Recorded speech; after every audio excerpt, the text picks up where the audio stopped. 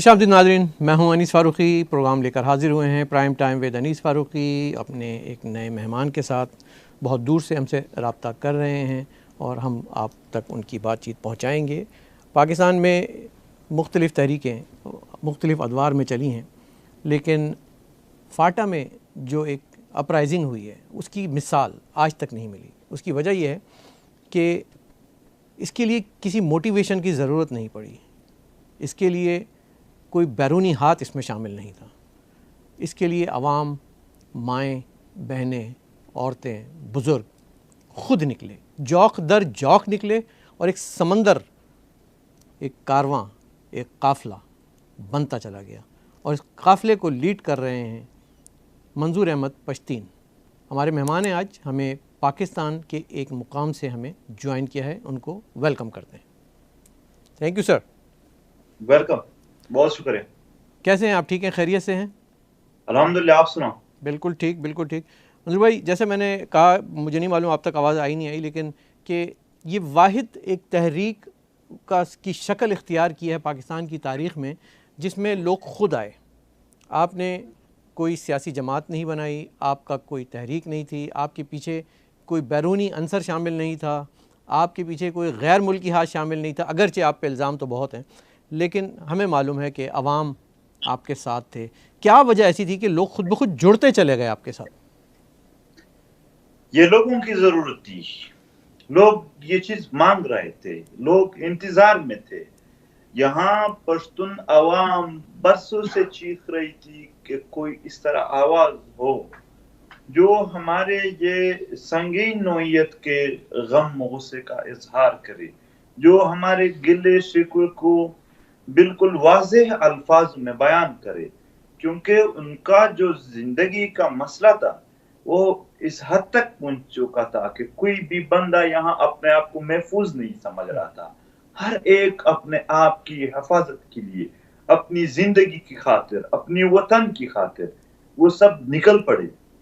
حالانکہ جب ہم پہلی دفعہ آ رہے تھے اسلام آباد، ہم 22 دوست تھے۔ ہم میں سے اکثر دوست یعنی بہت خوش فہمی میں جب مبتلا ہو جاتے تو کہتے تھے راستے میں کہ شاید ہماری تعداد 100 تک پہنچ جائے۔ پھر ہم ہنستے تھے کہ اتنے کہاں سے آئیں گے، لیکن جب ہم اسلام آباد پہنچ گئے تو پھر ہم نے دیکھا کہ ہزاروں کی تعداد میں لوگ آ گئے اور ہمارے دھرنے میں شامل ہو گئے۔ ہمارے پاس جو پہلے ڈیٹا تھا مسنگ پرسنز کا، وہ تقریباً 434 بندوں کا تھا۔ یہ وہ 434 ہیں کہ جن کے شناختی کارڈ، نام وغیرہ نادرا کا ریکارڈ آپ کے پاس موجود ہے؟ ہاں، وہ پہلے جب ہم یعنی جب دھرنے میں شامل ہو رہے تھے وہ صرف مسعود علاقے کے تھے، لیکن جب ہم نے دھرنا اسلام آباد میں شروع کیا تو وہ تعداد ہزاروں تک پہنچ گیا، اور ہزاروں کی تعداد میں لوگ آنے لگے کہ یہی ہمارے مسئلے ہیں۔ ایکسٹرا جوڈیشل کلنگ مختلف شکلوں میں ہوا تھا، اس کے جو لواحقین تھے وہ آ رہے تھے، لوگوں کے گھر مسمار تھے، برباد ہو چکے تھے، اور اپنے پشتونخوا میں امن کو اور یہاں کے عوام کی عزت اور تقدس کو گرتے ہوئے دیکھا تھا۔ یہ سب گلے شکوے کے لیے وہ جمع ہو گئے، اور انہوں نے کہا کہ بس یہ جو باتیں آپ لوگ واضح کرتے ہو اور یعنی اس طرح کرتے ہو جس میں کوئی شک، آپ لوگ اپنے اندر میں کوئی اس طرح سیاسی بیان یا ایسی بیان جس میں اشارے ہو، یہ نہیں کرتے ہو بلکہ واضح کرتے ہو، یہی باتیں ہمیں چاہیے، ہم چاہتے ہیں کہ اس طرح باتیں ہو۔ پھر تو عوام، آپ نے دیکھا ہوگا کہ خود سٹیج پر بچیاں آتے ہیں، بوڑھی مائیں آتے ہیں، بچے آتے ہیں، جوان آتے ہیں، سفید ریش بزرگ آتے ہیں، وہ خود اپنے حالات بیان کرتے ہیں۔ یعنی یوں لگتا ہے جیسا کہ پی ٹی ایم کے جلسے نہیں بلکہ کوئی مظلوموں کے ماتم گاہ ہوتے ہیں۔ جی۔ تو یہ ہر ایک اپنی درد کو، اپنی مشکلات کو، اس کو دور کرنے کے لیے جدوجہد میں مطلب خود بخود خودرو کر رہے ہیں وہ، نہ کہ کوئی ایسا کمپین جس میں آپ کو کچھ، یعنی ہمارے جلسے میں آج تک کوئی اس لیے تو نہیں آیا کہ وہ کوئی ہینڈ پمپ یا کوئی گلی پکی کرے یا کوئی بجلی کا سسٹم ہم دے سکے یا کوئی اور دے سکے، اس طرح تو کوئی نعرہ نہیں۔ پھر بھی لوگ آتے ہیں، کیوں آتے ہیں؟ نہ تو منظور اس طرح لیڈر تھا، نہ کسی لیڈر کا بیٹا تھا، نہ اس کا دادا کوئی لیڈر تھا، نہ کوئی وہ ایک بہت بڑے قبائلی سردار کا بیٹا تھا۔ وہ تو ایک غریب ٹیچر کا بیٹا تھا، پھر لوگوں نے کیوں فالو کیا؟ اور یہ جو کہہ رہے ہیں کہ مطلب وہ ہے یہ ہے، اب منظور اگر ہے تو اس کی اور کوئی حیثیت نہیں ہے، صرف اس وجہ سے ہے کہ لوگ ہیں اس کے، عوام ہے اس کے پیچھے۔ اگر اتنے لاکھوں کی تعداد میں عوام کو کسی دوسرے نے کہا ہو کہ آپ لوگ جائیں، پھر تو ظاہر بات ہے عوام کی غلطی ہے۔ اگر عوام کے اپنے مشکلات تھے پھر تو ریاست کو چاہیے کہ اس عوام کو اپنی ہی عوام سمجھے، نہ کہ اس کو بیگانے کرنے کی تو کوشش جو کرے۔ عوام کے شکوے، شکایت، گلے جمع ہو گئے تھے، یہ کیوں جمع ہو گئے تھے؟ کیونکہ بظاہر جو ہم نے پڑھا اور دیکھا، دکھایا گیا ہم کو، وہ تو یہ دکھایا گیا کہ ایک ضرب عضب ہے، رد الفساد ہے، دہشت گردوں کی کمر توڑ دی ہے، اور یہ سب کچھ ہو گیا ہے، صفایا ہو گیا ہے، امن قائم ہو گیا ہے، اور آپ کو تو خوش ہونا چاہیے تھا وہاں کے لوگوں کو کہ چلیں وہاں سے آپ کی ٹیررسٹ سے نجات مل گئی۔ تو پھر یہ آپریشن کس کے خلاف ہوا تھا؟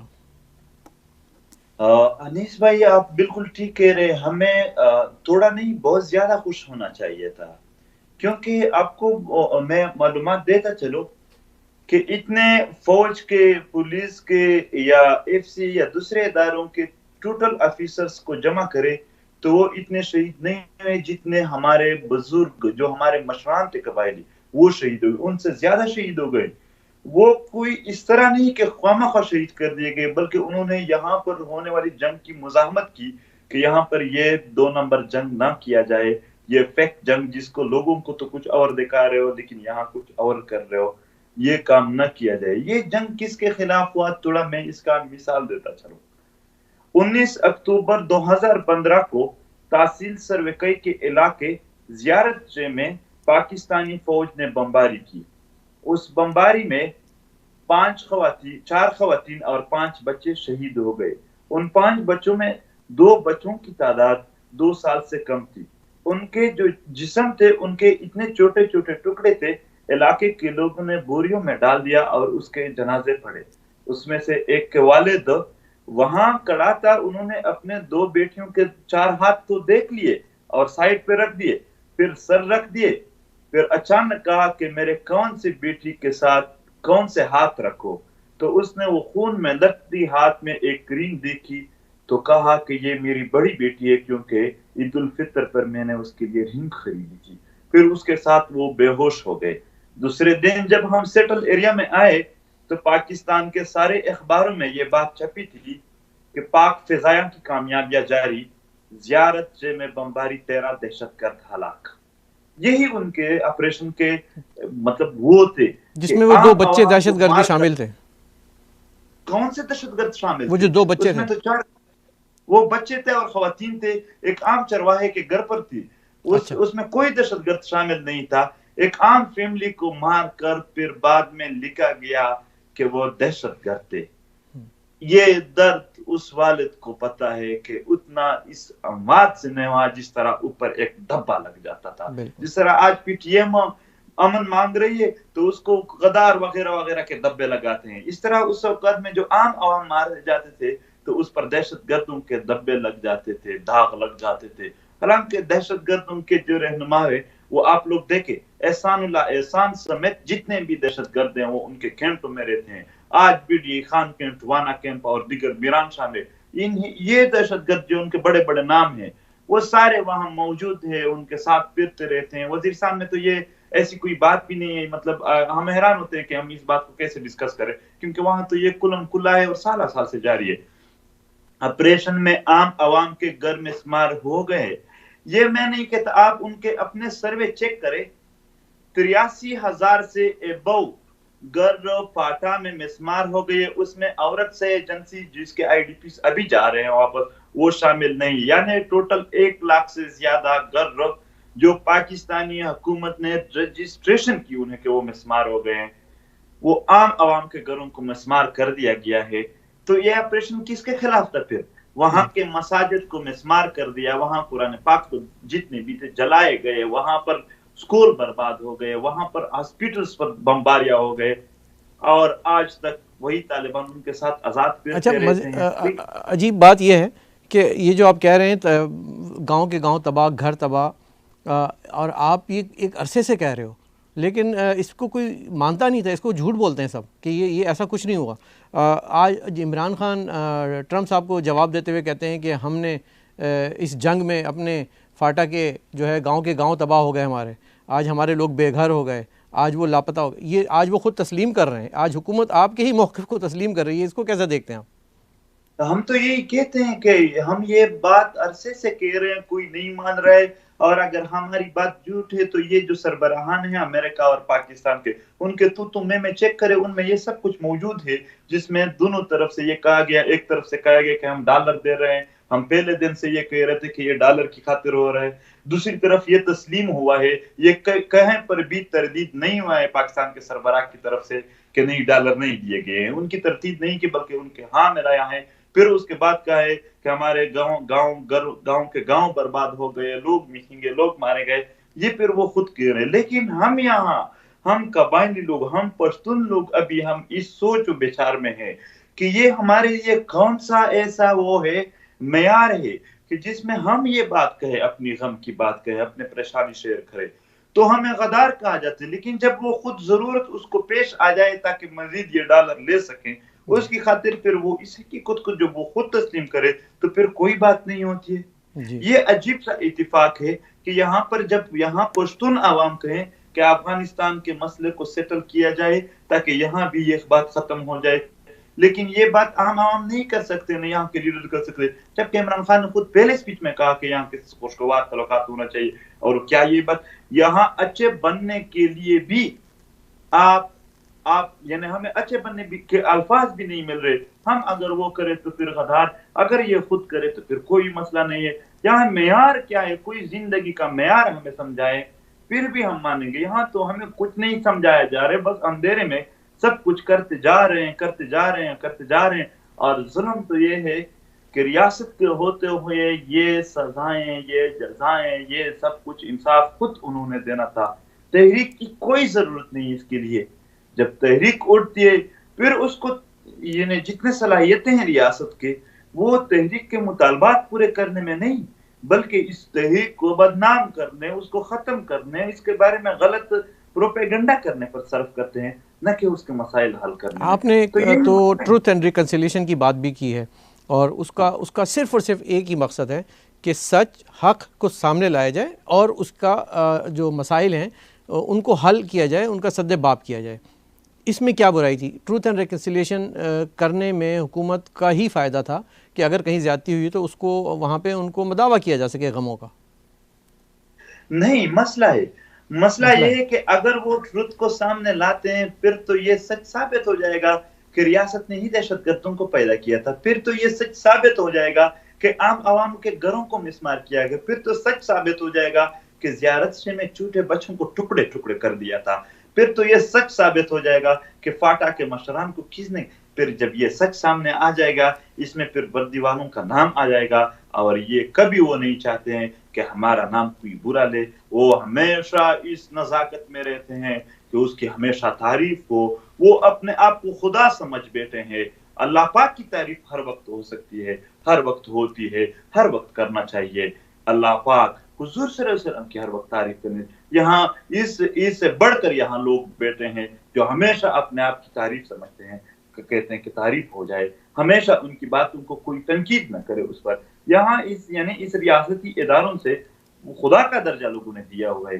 یہ اس لیے ٹروتھ اینڈ ریکنسیلیشن کمیشن نہیں چاہتے ہیں کہ پھر سچ سامنے آ جائے گا، پھر جو بات آج منظور کر رہا ہے کوئی دوسرا کر رہا ہے وہ سامنے سچ ثابت ہو جائیں گے اور وہ جھوٹے ثابت ہو جائیں گے. وہ اپنے جھوٹ کو چھپانے کے لیے اس کمیشن کو کبھی نہیں بنائیں گے، لیکن انشاءاللہ سچ کو ثابت بنانے کے لیے، سچ کو ثابت کرنے کے لیے ہم آخر حد تک جدوجہد کریں گے کہ یہاں پر سچائی کا ایک کمیشن بنے جو سب کچھ سچ بولے. دیکھیں، آپ جو بات کر رہے ہیں اس پہ ہم بات کرتے ہیں آگے چل کے کہ آئندہ کے ارادے کیا ہیں اور یہ تحریک کا منطقی انجام کیا ہوگا، کس حد تک آپ جائیں گے، اس پہ ہم بات کرتے ہیں. لیکن ابھی ہم یہیں پہ رکتے ہیں کہ جو موجودہ حکومت ہے اس کو اب بظاہر سیاسی طور پہ تو اتنی مستحکم نہیں ہے، ایک طریقے سے ان کو انسٹال کیا گیا ہے، ان کی تنصیب ہوئی ہے وہاں پہ، اور عوامی ان کے پاس پذیرائی بھی نہیں ہے. لیکن خیبر پختونخوا میں جو ایک حکومت رہی ہے پی ٹی آئی کی، اس کے بھی ہم ثمرات دیکھ رہے ہیں کہ کوئی اچھا وہاں پہ کام نہیں ہوا. تو ووٹ لوگ کیوں دیتے ہیں پھر ان کو؟ اگر یہ اتنی شکایات ہیں تو پھر عمران خان اتنے مقبول جو ہے پشتون کمیونٹی میں کیوں ہیں؟ دیکھو یہ مسئلہ اس طرح ہے کہ ایک سیاسی موضوع ہے. چونکہ ہم یہ ووٹ اور پارلیمنٹ کی سیاست کرتے نہیں ہیں، ہمارا قومی تحریک ہے، ایک قومی اتحاد ہے. تو اس وجہ سے ایسے مسائل کو نہ ہم زیادہ سمجھتے ہیں، کیونکہ جن باتوں کے ساتھ آپ کنسرن ہو ان کو آپ زیادہ سمجھیں گے. تو نہ اس کو زیادہ سمجھتے ہیں اور نہ ایسے مسائل ہم ڈسکس کرتے ہیں. لیکن آپ کے دو ساتھی تو اسمبلی میں پہنچ گئے نا، علی وزیر صاحب اور محسن داوڑ صاحب. علی وزیر اور Mohsin Dawar P T M کے پلیٹ فارم سے نہیں، بلکہ انہوں نے اپنی طور سے الیکشن لڑا، اور اپنے طرف سے نہ پی ٹی ایم نے اس کو امیدوار بنایا، نہ پی ٹی ایم نے اس کو کوئی نشان دیا. ٹھیک. ہاں اچھا نہیں، لیکن پھر ایک طرح سے تو میں سمجھتا ہوں کہ یہ ایک مثبت اشارہ تھا آپ کی جانب سے کہ آپ ابھی بھی آئین کی بالادستی چاہتے ہیں، ابھی بھی آئین کی حدود میں رہتے ہوئے مسائل کو حل کرنا چاہتے ہیں، اور اسی لیے آپ کے دو بڑے اہم رہنما آج اسمبلی کے ایوانوں میں کھڑے ہو کے ان مسائل کو بے نقاب کرتے ہیں جو کہ شاید وہ عام طور پہ نہیں کر سکیں اور میڈیا ان کو اتنی توجہ نہ دے. ہاں یہ صحیح ہے کہ پارلیمنٹ میں آواز ہو، عوام کا آواز ہو. پارلیمنٹ ہے عوام کا، پارلیمنٹ میں عوامی نمائندے ہوتے ہیں، تو ظاہر سی بات ہے عوام کی ہی بات ہوگی، عوام کی بات کریں گے. تو یہاں جو جیسا ہی مطلب مناسب سمجھے اس کے مطابق، جو جیسا ہی سچ سمجھے، جو جیسا ہی مطلب ٹھیک سمجھے اس کے مطابق بات کریں گے. تو انشاءاللہ ہماری توقعات ہیں کہ پارلیمنٹ میں ان دو کے علاوہ باقی بھی جتنے ہیں وہ بھی اس کا صحیح استعمال کریں گے، اور یہاں کے عوام کی بہتری کے لیے ہمیشہ آواز اٹھائیں گے. اور اگر خود نہیں اٹھاتے تو دوسروں جو اچھے آواز اٹھاتے ہیں عوام کے لیے اس کی تائید کریں گے. یہ امید ہم کرتے ہیں، اور یہ امید ہمارا ہر ایک سے ہوتا ہے. قومی تحریک کے لیول پر ہم یہ بات کرتے ہیں کہ یہاں ہمارا کنسرن یہ نہیں ہوتا ہے کہ وزیر اعظم کون ہے، کون سی پارٹی آئی ہے، کون سی گئی ہے، کون سا وزیر اعظم ہے، کون سا نہیں ہے، آواز اٹھاتا ہے نہیں اٹھاتا ہے. ہمارا لینا دینا اس سے نہیں ہے. کوئی مطلب اچھا ہے برا ہے، سچ بولتا ہے جھوٹ بولتا ہے، کیا کرتا ہے کیا نہیں کرتا ہے، ہمارا اس سے کوئی لینا دینا نہیں. ہمارا لینا دینا ہے اپنے مطالبات سے. ہمارے مطالبات حل ہو، چاہے اچھا شخص ہو، چاہے برا ہو، چاہے کوئی بھی ہو، لیکن ہمارے مطالبات حل ہو جائے، ہم اس کے لیے جدوجہد کریں گے. چاہے ہمارے لیے کوئی آواز اٹھائے نہ اٹھائے، ہمارے خلاف ہو جائے ہمارے ساتھ ہو جائے، اس کے ساتھ ہمارا لینا دینا نہیں ہے سیاسی لیول پر. ہاں امید ضرور رکھتے ہیں سب سے کہ وہ ہمارے اس جنون مطالبات کو، ہمارے اس زندگی کے مسئلے کو حل کرنے میں ہمارے ساتھ مدد کریں گے. منظور پشتین افغانستان کا ایجنٹ ہے کہ ہندوستان کا؟ کیونکہ اس کے پاس اتنے پیسے کہاں سے آتے ہیں کہ یہ سارے جلسے جلوس کر سکے، سفر کر سکے، اپنے اخراجات کر سکے؟ یہ سوال تو بنتا ہے منظور. اگر ہم نے افغانستان کی ایکسٹرا جوڈیشل کلنگ کی بات کی ہے اور انڈیا کے لوگ مسنگ ہے وہ مانگ رہے ہیں، تو پھر تو ظاہر سی بات ہے کہ ہم ان کے ایجنٹ ہیں. اگر ہم یہاں پشتون لوگ مسنگ ہے، پشتونوں میں ایکسٹرا جوڈیشل کلنگ ہے، پشتون علاقے میں مائنس ہے، نقیب اللہ مسعود کی بات کر رہے ہیں، راو انور کی ظلم کی بات کر رہے ہیں، پھر تو اس کا انڈیا کے ساتھ کیا تعلق ہے؟ پھر تو اس کا افغانستان کے ساتھ کیا تعلق ہے؟ اور دوسری بات یہ جو مطلب یہ فنڈنگ کہاں سے آ رہی ہے؟ کہیں پر بھی، اور بار بار میں چیلنج کرتا ہوں اور ہر جگہ پر چیلنج کرتا ہوں کہ یار یہ جو بھی یہ بات کرتا ہے کہ فنڈنگ کہاں سے آتی ہے، وہ ایک دن ہمارے جلسے میں تو آ جائیں، اس جلسے میں دیکھیں کہ جو باکس چندہ باکس ہوتے ہیں 10-12 چندہ باکس وہ کتنے بھر جاتے ہیں. عام عوام سر دینے کے لیے تیار ہے، اپنے سر سے گزر گئے ہیں، تو وہ چندہ کیسے نہیں دیتے ہیں؟ اس پاکستانی میڈیا کو میں نے چیلنج کیا تھا کہ وہ کوئی ٹائم بتائے کہ فلانے ڈیٹ پر فلانے یعنی 10 بجے سے 12 بجے تک 2 گھنٹے کا، اس جگہ پر سارے کیمرے آن کرے، میں کھڑا ہو جاؤں گا، جتنے پیسے وہ بولے میں اس کا اعلان کرتا ہوں کہ پشتون عوام مجھے اتنے پیسے چاہیے، ان کیمروں کے سامنے وہ رکھ دیں گے کہ یہ پیسے لے لیں. یہاں پر عام عوام اس چیز کو مطلب پی ٹی ایم کو پروموٹ کرنے کے لیے، پی ٹی ایم کو چلانے کے لیے چندے بھی دیتے ہیں. یہاں دیکھو پاکستان میں بڑے بڑے ڈیم چندے سے بنتے ہیں، اس کو بنانے کے ارادے ہیں، یہاں پر اور ساری پارٹیاں چندے سے چل رہی ہیں، پھر اس میں کون سی ایسی بات ہے کہ پی ٹی ایم چندے سے نہیں چل سکتی ہے؟ اس طرح کوئی اگر دلیل ہے کسی کے پاس، اس طرح کوئی ثبوت کہ پی ٹی ایم چندے سے نہیں چل سکتی ہے، بس باقی جتنی بھی پارٹیاں ہیں، چاہے ڈیم ہو، حکومتیں ہیں، یہ چندے سے چل سکتی ہے، بس صرف پی ٹی ایم نہیں چل سکتی۔ جس طرح اور پاکستانی پارٹیاں یہاں پر چندے سے اپنا نظام چلا رہے ہیں، اس طرح پی ٹی ایم بھی کوئی اس طرح نہیں کہ آسمان سے گر رہے ہیں، یا انڈیا دے رہے ہیں، یا اسرائیل دے رہے ہیں، یا امریکہ دے رہے ہیں، یا افغانستان دے رہے ہیں، یا سعودی عربیہ دے رہا ہے، یا ترکی دے رہے ہیں، یا کوئی نہیں دے رہا ہے۔ نہ ہم اتنے وہ ہیں کہ ان سے پیسے لے لیں۔ مسئلہ ہمارا ہے تو پھر کسی اور کے ساتھ ہمارا کیا لینا دینا ہے؟ اسی ریاست سے مطالبہ کیا ہے، اور اگر ریاست کو کوئی ایسی مطلب وہ ہے تو وہ ثبوت پیش کرے کہ یہاں پر انہوں نے ان سے پیسے لیے ہیں، بغیر ثبوت کے، بغیر دلیل کے بے بنیاد الزامات اپنے ہی شہریوں پر لگانا کسی ریاست کو زیب نہیں دیتا۔ آپ نے ذکر کیا پاکستانی میڈیا کا، اور آپ کے مختلف مظاہرے پریس کلبز اور اسلام آباد اور دیگر جگہوں پہ ہوتے رہے، جس کا ٹوٹل بلیک آؤٹ کیا گیا، اس کو کیسے دیکھتے ہیں؟ کیا آپ پاکستان کے شہری نہیں ہیں؟ کیا آپ فرزند زمین نہیں ہیں؟ کیا آپ وہاں پیدا پالے بڑے نہیں ہوئے؟ کیا آپ محب وطن نہیں ہیں؟ کیوں ایسا سلوک روا رکھا جا رہا ہے آپ کے ساتھ؟ اس لیے کہ یہاں کا جو میڈیا ہے وہ ٹوٹلی یہاں کے جی ایچ کیو کے انڈر ہے۔ وہ اس کو بتاتے ہیں کہ اس کسی کو کوریج دینا ہے، کس کو نہیں دینا ہے، سارا کوریج اس کے انڈر ہے۔ وہ ڈرتے ہیں، صحافی حضرات ہمارے پاس آ جاتے ہیں، پھر کہتے ہیں کہ آپ ناراض نہ ہو، ہم اداروں والوں سے ڈرتے ہیں کیونکہ وہ پھر ہمیں کچھ کہے نہیں۔ اس طرح بھی کہا ہے کئی صحافیوں نے کہ اصل میں مجھے کوئی کال نہیں آئی ہے، لیکن پھر بھی مجھے ڈر ہے کہ اگر میں اس طرح کوئی کوریج دو تو مجھے کال بھی آ جائے گی اور شاید میں لاپتہ ہو جاؤں یا میرے ساتھ کچھ اور ہو جائے۔ تو ڈر کی وجہ سے صحافی حضرات وہ دے نہیں سکتے ہیں۔ باقی یہ سوال کہ پاکستانی نہیں ہے یا پھر یہ کوریج کیوں یہاں نہیں دیا جا رہا ہے، ہمیں بھی حیرت ہے کہ کلبھوشن یادیو کو یہاں کوریج ملتا ہے، طالبانوں کو کوریج دیتے رہے یہ، اور جتنے بھی یہاں باقی لوگ چوروں کو دے رہے ہیں، ڈاکوں کو دے رہے ہیں، کرپٹ لوگوں کو دے رہے ہیں کوریج، بس صرف واحد پی ٹی ایم ہے جو پشتونوں کی تحریک پشتونوں کو پھر نہیں دے رہے ہیں۔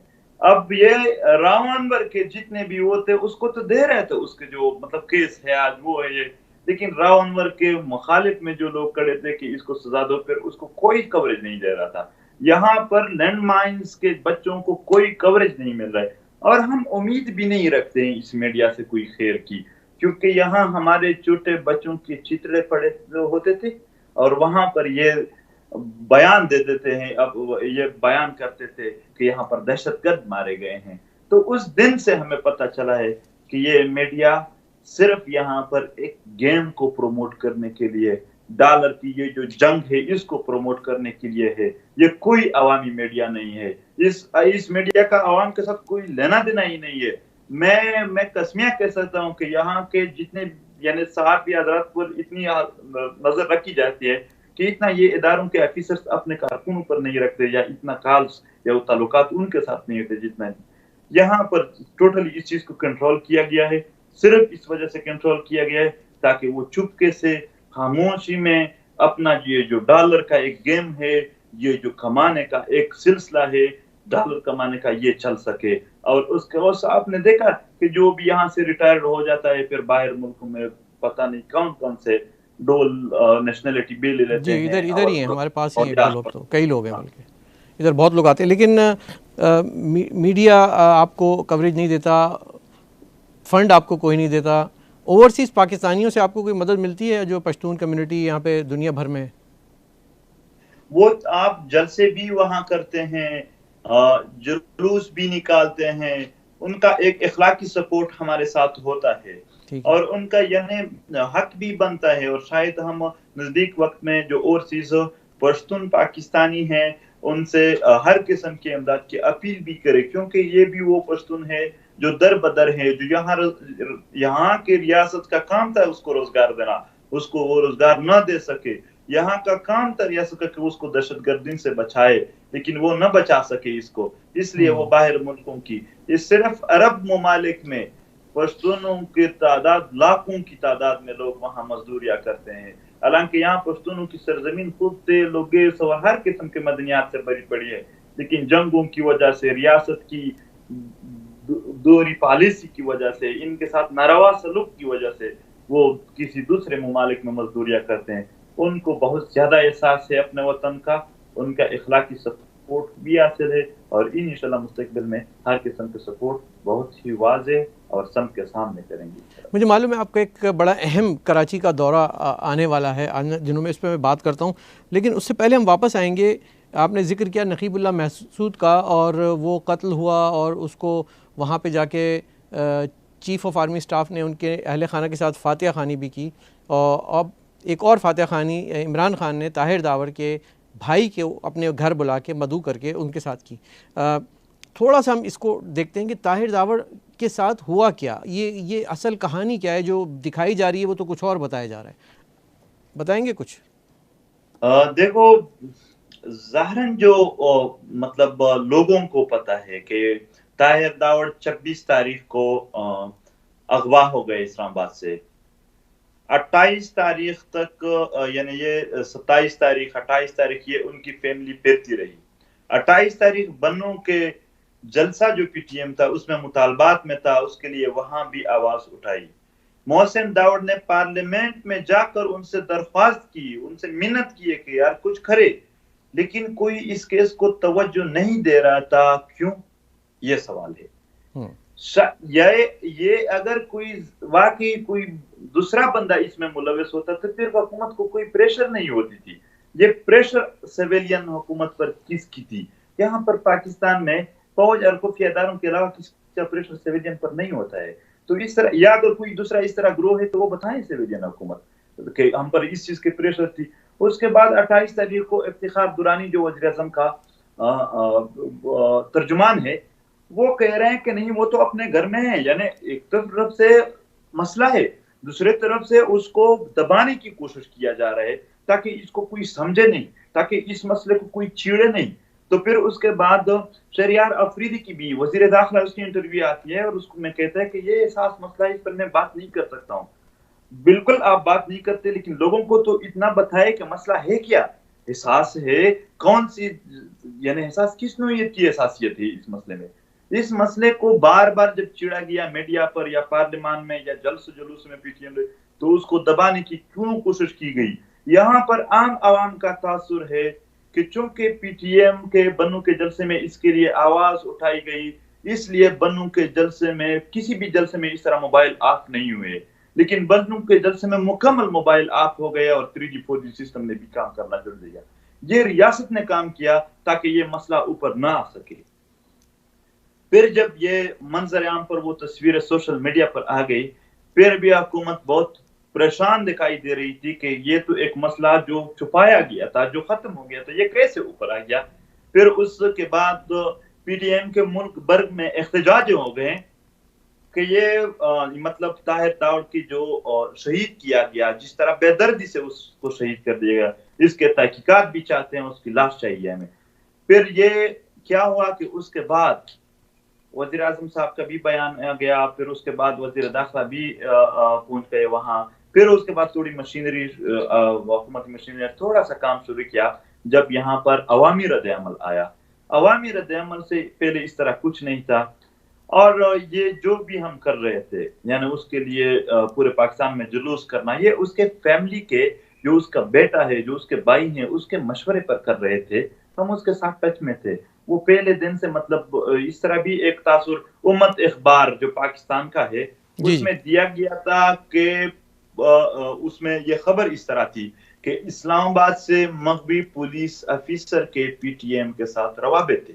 آج تک اس سے کسی نے انکوائری نہیں کی کہ آپ نے کس بنیاد پر اس طرح کہا ہے، کب کہا ہے، آپ نے کس بنیاد پر یہ بات۔ یہ سارے اس طرح سوالات ہیں جو لوگوں کے ذہنوں میں، عام عوام میں، بلکہ ایک صحافی اعزاز صاحب تھا میرے خیال میں، اس نے بھی اپنے کالم میں لکھا ہے، اور یہاں پشاور میں جو پولیس آفیسر تھے جن کے بہت سارے ہیں، سب تقریباً اس کے نام بھی نہیں لے سکتے ہیں، اور عام عوام میں تاثر یہ ہے کہ وہ ایک رورل آفیسر تھا پولیس، تو انہوں نے 3-4 گاڑیاں یہاں اسلحے کے پکڑے تھے۔ اچھا۔ اور جو اسلحے کے گاڑی تھے اس میں جو اسلحہ تھا وہ دہشت گردوں کو سرحد پار سپلائی ہو رہا تھا۔ تو اس نے جب یہ پکڑے تو جن کو پکڑا تھا، یہ پولیس آفیسرز کہہ رہے ہیں کہ اس کے ساتھ طاہر کی بہت زیادہ تو میں ہو گئے، वो बंदे उसको कह रहे थे कि आप हमें नहीं के रख सकते हैं यहाँ गिरफ्तार, आप में इतनी पावर नहीं है। ताहिर कह रहा था कि मैं आपको बताऊंगा कि किस तरह ये है। तो फिर ये कह रहे थे कि ये मसला हो गया कि उसने बंद कर दिए। फिर ये कॉल आ गया है कि आप इसको रिहा कर दे। ये कॉल किसकी तरफ से थी, वो बंदे कौन थे, ये आज तक पता नहीं चला। फिर उसके बाद घर वालों को वो कहता है कि मेरा कोई मीटिंग है, मैं इस्लामाबाद जा रहा हूँ। फिर वो इस्लामाबाद से अगवा हो जाते हैं। तो इस तरह ये मसला है कि पुलिस और यहाँ के जो वो है वो साफ साफ बता दे कि वो ट्रक वाले, वो असले वाले लोग कौन थे और उनको यहाँ से किसने चढ़वाया। फिर यहाँ तक भी बताया जा रहा है कि जो FIR उस पर लिखा गया था, उसके अगवाई के बाद वो FIR सब कुछ रजिस्टर नहीं करके वो सब कुछ वाश कर दिया गया है। मंजूर, आप भी जानते हो और हम भी जानते हैं और दुनिया भी जानती है कि इस्लामाबाद से अफ़गानिस्तान जाने के दौरान कितनी चेक पोस्टें आती हैं, कितनी तलाशी होती है और ये बारीक बीनी से इसके बारे में मैं थोड़ा बताता हूँ जी। इसके बारे में थोड़ा बताता हूँ। आपको आज अभी इनवाइट करता हूँ, या पाकिस्तान में कोई भी बंदा हो, मैं अभी उसको इनवाइट करता हूँ, अभी वो आ जाए। नंगरहार तक जाने के लिए सारे रास्ते फाटा से जाते हैं। फाटा के हर 2 गांव के दरमियान में एक चेक पोस्ट होता है। फाटा के हर एक चोटी पर, हर एक पहाड़ पर वहां चौकियां होते हैं। फाटा में 950 किले हैं, इसकी रिकॉर्ड की सबूत DJI-SPR की एक बयान में भी मौजूद है, जिसमें उसने कहा कि फाटा में सरहदी इलाकों पर हमने 950 किले बनाए हैं।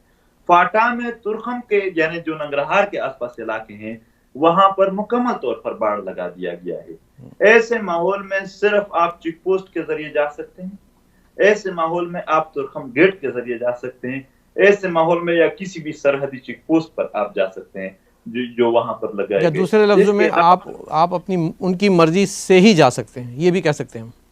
ये कह सकते हैं आप कि यहाँ यानी आप कल आ जाएं, आप उनके मर्जी के बगैर चलकर दिखा दीजिए। फिर मेहमान लोगों के अनीस फरूकी साहब आए थे, उन्होंने साबित कर दिया कि वो फाटा में इस तरह बॉर्डर तक जा सकते हैं। बॉर्डर के नजदीक बाढ़ पर हर जगह लिखा होता है कि आगे न आए, बॉर्डर यानी बाढ़ तक नजदीक न आए, आप पर फायरिंग कर दी जाएगी। ये हर जगह पर लिखा होता है वहां, ये हर जगह पर इंतजामात हैं। यहाँ पर मुख्तलिफ इलाकों में माइंस बिछा दिए गए हैं, जिसके सबूत यहाँ पर रोजाना आप लोग देखोगे कि यहाँ माइंस से बच्चे और औरतें उनके शिकार हो जाते हैं पहाड़ों में। यहाँ पहाड़ों में चलना इस तरह आसान बात नहीं है। तो इन सारे माहौल में जब वहां तक पहुंच चुका है, ये सवाल रियासत पर है। यहाँ के आम आवाम, उसके फैमिली के तहफ़्फ़ुज़ात और उनके सारे इशारे रियासत की तरफ है कि यानी इस तरह तो हुआ है। बाकी मैं और जो भी हो वो ये बात तहकीकात तक रखते हैं, तहकीकात के बाद पता चलेगा कि क्या हुआ था। मगर ये तहकीकात अगर पाकिस्तान में होता है तो सवाल ही पैदा नहीं होता है कि कोई भी तहकीकाती कमीशन अगर इसमें कोई भी हुकूमती इदारा मुलविस था उसका एहतसाब नहीं कर सकता है, उस पर हाथ नहीं उठा सकता है, उसकी तरफ इशारा भी नहीं कर सकता है। यहाँ तक कि कल मुझे खबर आई कि पेशावर की और KPK के 25 पुलिस ऑफिसर्स को कुछ धमकियां मिले हैं कि आप 25 तकरीबन 25 से लेकर 40 तक पुलिस ऑफिसर को कि आप लोग इस तहकीकात में इस मौजू पर बात करना बंद कर दे, इस मौजू पर बात न करें आप लोग। तो यहाँ तक कि उन पुलिस ऑफिसर्स को धमकियां मिल रहे हैं। मुझे खुद एक पुलिस ऑफिसर ने अपना मोबाइल दिखाया कि ये देखो मुझे धमकी मिली है, जिसमें उसको कहा गया था कि ताहिर के बाद आपका नंबर है। तो वो बेचारा, मैं नाम नहीं ले सकता हूँ क्योंकि फिर उसको फिर तंग किया जाएगा। यहाँ के पुलिस ऑफिसर्स को खतरा है ताहिर दौड़ के केस के बाद। ये कौन से हालात हैं मुल्क में, ये कौन से हालात हैं? हम तो यानी एक आम बंदे की समझ से बाहर की बातें हैं, लेकिन अब ये बातें छोटे छोटे बच्चे भी जानते हैं। इन वाकयात का, इन हालात के तसलसल का कोई एक दिन नहीं है ना, ये पहला वाकया है। 15-16 साल हो गए हैं कि यहाँ ये हालात जारी है और इस हालात में हर किस्म के वाकयात हुए हैं और इस तरह के वाकयात को बाज दफा बज़ाहिर भी हो गए हैं, बाज दफा बबातिन भी हो गए हैं। तो बज़ाहिर और बबातिन जितने भी हुए उनके एक जैसे वारदात, एक जैसा तरीका वारदात, एक जैसी कहानी मिलती जुलती है। تو یہ ابھی تقریباً یہ چکنے والی بات ہی نہیں ہے. انٹرنیشنل کمیشن بنا لے, ایک اس طرح غیر جانبدار کمیشن بنا لے جو ہر کسی کو بات کر سکے, پھر دیکھتے ہیں کہ کیا رزلٹ آتا ہے. اچھا, لاپتہ افراد کا جب ہم بات کرتے ہیں, پاکستان کی ہر قومیت میں لاپتہ ہوئے, ماورائے عدالت قتل ہوئے, اور لیکن زیادہ تر نوجوان لڑکے ہوئے. آپ کلیم کرتے ہیں کہ 600 کے قریب خواتین بھی لاپتہ ہیں, آج تک ان کا پتہ نہیں ہے, اس کا کوئی ڈیٹا بیس بھی نہیں ہے. کیا اس میں واقعی کوئی سچائی ہے کہ خواتین بھی غائب ہیں؟ دیکھو, یہ بہت ہی حساس مسئلہ ہے. یہاں روایتی انداز سے اگر آپ ایشیائی روایات دیکھیں اور پھر پشتونوں کی روایات دیکھیں تو یہ ایک انتہائی ایسا مسئلہ ہے کہ مگر اگر ہم اس مسئلے کو اٹھاتے ہیں تو یہاں غیرت کا مسئلہ بن جاتا ہے. اصل میں 600 سے بھی زیادہ ہیں, یہ تعداد زیادہ ہیں, 600 سے بھی زیادہ ہے, یہ 900 سے بھی تھوڑا ابو ہے. یہ یہاں ہوئے ہیں, یہاں خواتین بھی غائب ہے, مگر اس کے غائب کرنے کے اور اس کا جو پورا ایک سیٹ اپ بنا دیا گیا ہے, اس طرح یہ پختونخوا میں ہوئے ہیں, وہ فی الحال ہم بیان نہیں کریں گے. لیکن وقت آنے پر ان فیملیز کے اپنے ممبر سٹیج پر کھڑے ہو کر یہ گواہی دیں گے کہ واقعی ایسا ہوا ہے ہمارے ساتھ. ایسا ہوا ہے, لیکن یہ تو بڑی سنگین صورتحال ہے. اس میں تو عالمی جو ایمنسٹی انٹرنیشنل اور اقوام متحدہ کے ادارے ہیں اور انسانی حقوق کے, ان کو تو اس پہ فوری ایکشن لینا چاہیے, کیونکہ ہم دہشت گردی کے نام پہ مردوں کو اور نوجوانوں کو تو اغوا کر کے پہاڑوں پہ مار کے پھینک دیتے ہیں, لیکن خواتین کے ساتھ یہ جو کہ ہماری غیرت ہوتی ہیں, جو کہ ہماری اسلامی معاشرے میں ایک ان کی اہمیت ہے, میں تو سمجھتا ہوں کہ اس میں آپ کو آواز بلند کرنی چاہیے. بالکل بلند کریں گے, لیکن اس طرح ہے کہ یہ یہاں میں نے پہلے بتایا کہ یہ عزت کا مسئلہ ہوتا ہے. مثلاً اگر ہم کسی خاتون کے لیے آواز اٹھاتے ہیں تو ظاہری سی بات ہے, ہم ثبوت دیں گے کہ یہ اس کا بھائی یا اس کا شوہر یا اس کا یہ سسر ہے, یہ بات کر رہا ہے, اس کو سامنے لا کر بات کریں گے. یعنی کہ ہوا میں کوئی بات نہیں ہے, اس میں آپ کے پاس اسٹیٹس ہیں موجود, شماریات موجود ہیں. تو اگر وہ اس طرح سامنے آ جائیں تو وہ پھر معاشرے میں لوگ اس کو مطلب مزید بدنام کریں گے. وہ اپنے آپ کو بہت ہی مطلب یہاں کا معاشرہ اور روایات جو ہے اس میں وہ اپنے آپ کو بہت عجیب قسم کا شمار کرے گا, عجیب قسم کی زندگی پھر اس کی ہو جائے گی. تو اس لیے ہم کہتے ہیں کہ اس مسئلے کو اٹھانے سے جو ان کے افیکٹڈ ہے, جو اس کے وکٹمز ہیں, وہ پھر ان کی زندگی پر مزید اثر ہو جائے گا. اور اس طرح کے مسئلے کو دبانے کے لیے یہاں پر خفیہ ادارے اور دوسرے بھی بہت زیادہ تیزی سے کام کر رہے ہیں کہ ایسے مسائل کوئی بھی نہ اٹھا سکے. حال ہی میں کرم ایجنسی میں پتہ نہیں کچھ واقعات کی ایک وہ آ رہی تھی تفصیل, بعد میں اتنا پتہ تو نہیں چلا کہ کیا ہوا کیا نہیں ہوا, لیکن ایگزیکٹلی یہ پتہ چلا کہ جو وہاں دو سیکیورٹی فورسز کے 2 اہلکاروں کو 10 سال سزا بھی دی گئی اور اس کی سیکیورٹی جو مطلب نوکری تھی وہ بھی ختم کر دی گئی. مسئلہ کسی خواتین کے ساتھ اس طرح کا تھا. تو اس طرح کے مسائل ہیں جو کہ لوگ عام عوام شرم کے مارے یا عزت کے مارے پھر اٹھا نہیں سکتے تھے, ورنہ نہ ابھی سکتے ہیں. تو وہ حالانکہ یہ مسائل موجود ہے معاشرے میں, لیکن وقت کے ساتھ ساتھ شاید پھر ایسا وقت آ جائے کہ خود سٹیج پر آ کے لوگ بیان کر سکے کہ ان کے ساتھ کتنا ظلم ہوا ہے اور کس حد تک زیادتی ہوئی ہے اس حوالے سے. ابھی آپ کے آنے والے دنوں میں ایک بڑا اہم کراچی کا دورہ آنے والا ہے, اور وہاں جا کر پھر آپ مزید اس پہ گفتگو بھی کر سکیں گے, لیکن میرا ایک سوال یہ ہے کہ صرف پشتون ہی مظلوم ہے پاکستان میں, صرف ان کے ہی لاپتہ ہوئے ہیں, ان کے ہی ماورائے عدالت قتل ہوئے ہیں؟ آپ کو جو دیگر قومیتیں ہیں, مظلوم قومیتیں ہیں, جو وہ دکھائی دیتی ہیں, یا ان کے ساتھ کوئی اس طرح کا سلسلہ ہے کہ بھئی پاکستان میں رہتے ہوئے, آئین کی حدود میں رہتے ہوئے سب مل کر ایک آواز اٹھائیں تاکہ اگر کہیں پہ غلط کوئی کام ہو رہا ہے تو اس کو صحیح کیا جا سکے؟ آپ نے بہت ہی بہترین بات کی. انڈائریکٹلی اگر ہم مطالبہ کرتے ہیں کہ ٹروتھ اینڈ ریکنسیلیشن کمیشن بنائے جائے تو ظاہر سی بات ہے وہ پورے پاکستان کے لیے بنے گی. اگر ہم بات کرتے ہیں کہ مطلب ایکسٹرا جوڈیشل کلنگ کے حوالے سے کمیشن کی, تو وہ بھی پورے پاکستان کے لیے بنے گی. یعنی اگر ہم کسی کا نام نہ بھی لیں تو بھی ہم اس کے لیے کام تو کر رہے ہیں. اگر ہم مسنگ پرسنس کے لیے ایک مضبوط سسٹم کو جو اس کو بازیاب کر کے عدالت میں پہنچا سکے، اس کے لیے بات کر رہے ہیں، تو ظاہر سی بات ہے وہ صرف پشتونوں کے لیے نہیں، پورے ملک کے لیے بنے گی. تو اگر ہم نام نہ بھی لے تو بھی دیگر اقوام کے لیے ہم کام کر رہے ہیں، آواز بھی اٹھا رہے ہیں. ہاں ایک اتحاد، ایک الہی جس میں سب مل کر جدوجہد کرے. اس کے لیے اس طرح ہوتا ہے کہ پہلے تو یہاں ہم ہماری تحریک کو مکمل طور پر یعنی ہر علاقے میں فعال ہو، اس کے لیے تھوڑا سا کام درکار ہے. تقریباً یہ ہو چکا ہے پشتون علاقے میں. تو جیسے یہ پوری ہو جائے، پھر کراچی میں بھی پشتونوں کا اور دیگر علاقوں میں بھی تقریباً سیٹ اپ آخری مراحل میں ہے. یہ پہنچ جائے تو جہاں بھی مظلوم ہو پاکستان میں ہم اس کے ساتھ ہیں. جو بھی ظلم کرے گا ہم ظلم کی مخالفت میں ہر وقت کھڑے ہوں گے، ہم ہر مظلوم کے ساتھ دیں گے. یہاں ابھی کوئٹہ میں بلوچ مسنگ پرسنس کے لیے کیمپ لگی ہے. روزانہ کے بنیاد پر وہاں کے پی ٹی ایم کے جتنے بھی وہ سرکردہ رہنما ہیں، جتنے بھی کارکن ہیں، وہ وہاں جاتے ہیں، ان کے ریلیوں میں، ان کے جلوس میں، ان کے کیمپ میں شرکت کرتے ہیں. میں خود اس کو ہر روز میسج کرتا ہوں واٹس ایپ پہ کہ آپ لوگ وہاں جا کے ان کے ساتھ بیٹھ جائیں، ان کے ساتھ دے دیں. اور اس کی وجہ سے ایف آئی آر بھی کٹے ہیں ہمارے دوستوں پر. کل بھی ایف آئی آر کاٹے گئے تھے انہی جلوسوں کی وجہ سے جو بلوچ مسنگ پرسنس کے لیے کر رہے تھے. تو اس طرح جتنے بھی مطلب مہاجر ہے، یا پنجاب میں ہے، یا سندھ میں ہے، یا پھر گلگت بلتستان میں ہے، یا کشمیر میں ہے، جہاں پر بھی مظلوم ہوں، انشاءاللہ ہم مظلوم کے ساتھ ہوں گے، آئینی حقوق مانگیں گے. اور آئینی حقوق کے مطلب ان مطالبات کو آئین کے اندر حل کرنے کے لیے جدوجہد میں ہم دوسرے بھی جتنے بھی یہاں عوام ہیں مظلوم، ان کا ساتھ دیں گے اور ان کے ساتھ رہیں گے انشاءاللہ. ابھی میں ایک بیان دیکھ رہا تھا محسن داور کا، جس میں انہوں نے حکومت سے کہا ہے کہ ہم نے ابھی تک کوئی ڈیڈ لائن نہیں دی ہے. اس کا کیا مطلب ہے کہ اگر کوئی ایسی ڈیڈ لائن کا وقت آتا ہے تو یہ کس رخ جا رہی ہے آپ کی تحریک؟ دیکھو یہ معمولی واقعات نہیں ہے جو یہاں ہمارے لوگوں کے ساتھ ہو رہا ہے. طاہر داوڑ کا واقعہ معمولی نہیں ہے. یہاں پشتونوں کے دل میں اس کے حوالے سے بہت کم غصہ ہے.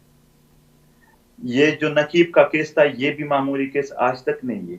یہ جتنے بھی مسنگ پرسنس کے کیس ہیں، یہ جو بچیاں، جو معصوم بچیاں آتے ہیں جلسے میں اور ان کے آنسو ہر ایک جوان کے لیے ایک سوالیہ نشان بن کر آ جاتے ہیں. یہ جو ایکسٹرا جوڈیشل کلنگ، بمبار یا مسمار کریں، اور یہاں پر جو ایک عجیب قسم کی رویہ رکھا ہوا ہے، ان سب کی حوالے سے عام عوام بار بار مطالبہ کر رہے ہیں، پشتون عوام، کہ جلد از جلد کوئی بڑی سی تحریک چلائی جائے، کوئی بڑی قدم اٹھائی جائے، بہت بڑے دھرنے کے اعلان کیا جائے، اسلام آباد کی طرف چلے جائے. ہم ہیں جو یعنی تھوڑے سے کہہ رہے ہیں کہ چلو حالات ایسے یعنی حالت میں نہ جائے، حالات اس طرف نہ جائے جس میں کوئی مطلب مشتعل قسم کا نظام ہو. ہم اس کو نہیں چاہتے. اس لیے ہم کیا کہہ رہے ہیں کہ ایک طرف تو ریاستی ادارے مشتعل ہے، وہ لوگوں کو مار بھی رہے ہیں، پیٹ بھی رہے ہیں. آپ نے ایک ویڈیو دیکھی ہوگی جس میں دو عام نوجوان ہیں، اس کو چیک پوسٹ پر روک کر ان کے ہاتھ باندھتے ہیں سیکورٹی فورسز، پھر اس کو باندھ دیتے ہیں، پھر اس کو کہتے ہیں کہ جب تک آپ منظور پشتین کو گالیاں نہ دے تب تک ہم آپ کو نہیں چھوڑیں گے. پھر وہ بیچارے مجبور ہو کر گالیاں دیتے ہیں اور آخر میں کہتے ہیں کہ اب تو ہمیں چھوڑو، اب تو ہم نے ایک، تو اس نے کہا مزید دے دو اور تیز دے دو. تو اس طرح کے حرکات روزانہ کے بنیاد پر یہاں ہوتے ہیں. اس طرح کے ایک مائنڈ سیٹ اپ ہے یہاں موجود. اس سے عام عوام تنگ ہے، اور وہ عام عوام یہی کہہ رہے کہ کوئی ڈیڈ لائن دے دے تاکہ ہم اس میں تیاری کر کے ایک بہت ہی بڑا دھرنا دے اسلام آباد میں، جو کہ ہم کہہ رہے ہیں کہ شاید ریاستی ادارے اپنی اس بدماشی سے باز آ جائیں. یہ لوگوں کو گالیاں نکالنا، لوگوں کو ذلیل کرنا، عوام کو، یہ عوام کو مطلب بہت ہی گٹھیا سمجھنا، یہ سوچ شاید وہ چھوڑ دے اور اچھے بن جائیں، وہ ہمارے مطالبات سن لے. ہم پھر بھی یہی امید کے ساتھ اس حد تک نہیں جاتے ہیں، یعنی اس ڈیڈ لائن کی طرف نہیں جاتے ہیں، تاکہ شاید کوئی اس میں ایسا آ جائے جو یہ بات کر سکے اور یہ تھوڑی سی اصلاح کی طرف جانے کی کوشش ہو سکے. منظور پشتین، آپ کو اس وقت ساری دنیا دیکھ رہی ہے، کیا کہنا چاہیں گے آپ آخر میں؟ بس یہی ایک سب کو جو بھی سنتا ہے یہی ایک پیغام ہے کہ کسی کو تکلیف نہ دو. بات کوئی بھی ہو، دلیل سے اور تحقیق سے کرو. اگر آپ PTM کو سپورٹ کرتے ہیں تو بھی تحقیق کے ساتھ کرو. الحمدللہ ہمارے دوستوں کا تحقیق ہے, وہ ان باتوں کو سمجھتے ہیں. اس لیے اگر آپ مخالفت کرتے ہیں تو بھی تحقیق سے. اور اس ماحول میں اگر تنقید ہو تو تنقید کا شدت اتنا نہ ہو کہ مطلب اس میں اسے ایک بگاڑ پیدا ہو جائے. جس طرح کہ یہ ریاستی ادارے ہم پر ہاتھ ڈالتے ہیں, FIR کرتے ہیں, پکڑتے ہیں, اس کو ہم اپنے دوستوں کو کہتے ہیں کہ آپ لوگ اس طرح نہ کریں. آپ لوگ کے بھی کسی کو ایک تھپڑ بھی نہیں ہے. آپ نے ہمیشہ آئین کی بات کرنا ہے, آپ نے آئین کی بالادستی کی بات کرنا ہے. ہاں ظالم کی مخالفت ضرور کریں گے, لیکن اپنے عام عوام کے درمیان محبت بانٹو, محبت قائم کرو, اتفاق اتحاد قائم کرو, اور اپنے روایات, اپنے دین, اپنے مذہب کا خیال رکھا جائے. اور اس طرح آپس میں اتفاق اتحاد اور محبت بڑھانے کے لیے جو بھی اقدام, جو بھی قدم ہو سکے ہم اس کے لیے تیار ہو. ہاں ہم مخالفت ظلم کی کرتے ہیں, کسی کے وجود کی بھی نہیں کرتے ہیں. ہم یہ بھی نہیں چاہتے ہیں کہ فاٹا میں کوئی پاکستانی فوجی شہید ہو جائے, کوئی ایفس میں مرے, کوئی دوسرا مرے, عام. ہم کہتے ہیں بس امن ہو, کوئی بھی نہ مرے. اس کے لیے امن کے لیے جدوجہد کرے, سچائی کے لیے جدوجہد کرے, سچائی کے لیے تحقیق کرے, اور دنیا میں جتنا بھی محبت پھیلا سکے وہ پھیلائیں. نفرت صرف ظلم سے, اور ظلم سے نفرت, انشاءاللہ ہم ضرور لوگوں کے ذہن میں ظلم سے نفرت پھیلائیں گے, ہاں کسی کے وجود سے نہیں. جی آپ نے بات کی تحقیق کی, تو تحقیق کرنے والے آپ کی جو ٹوپی ہے اس کا افغانستان سے تعلق تو نکال لیتے ہیں, فنڈنگ جو ہے اس کی تانے بانے ڈھونڈ لیتے ہیں, لیکن وہ جو دل میں درد موجود ہے اس کرب تک پہنچنے کی کوشش نہیں کرتے, اور یہ نہیں سمجھتے کہ اگر ہم اپنوں کے ساتھ ہی مل کر بیٹھ کے بات نہیں کریں گے, ان کو دشمن سمجھیں گے, ایجنٹ کہیں گے, غداری کا فتویٰ دیں گے, تو یہ بات آگے نہیں بڑھے گی. سقوط ڈھاکہ 1971 سے کوئی سبق ہم نے سیکھا نہیں, اور اسی سبق کو پڑھتے چلے جا رہے ہیں. بہت بہت شکریہ منظور پرستین آپ کا. ناظرین یہاں ہمارے پروگرام کا وقت ختم ہوا. انیس فاروقی کو اجازت دیجیے گا. خدا حافظ.